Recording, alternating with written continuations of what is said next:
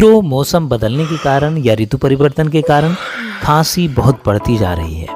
तो खांसी दूर करने की एक दवा आपके बीच हम रख रहे हैं। आसानी से आप इसे बना सकते हैं। अड़ूसा, इसे सिहरुआ भी कहते हैं। इसके फूल 100 ग्राम लेंगे और 1 किलो पानी में गर्म करके उबालेंगे। जब ये 200 ग्राम पानी शेष रह जाएगा तब ठंडा करके प्रातः साय शहद के साथ बराबर इसका सेवन करेंगे। खांसी से आप मुक्ति पा जाएंगे। आपको यह वीडियो कैसी लगी है इसके विषय में अवश्य लिखें। आप किस रोग विशेष पर वीडियो चाहते हैं यह भी हमें बताएं। साथ ही साथ चैनल को सब्सक्राइब करना न भूलें और अपने मित्रों तक ये वीडियो अवश्य पहुंचाएं।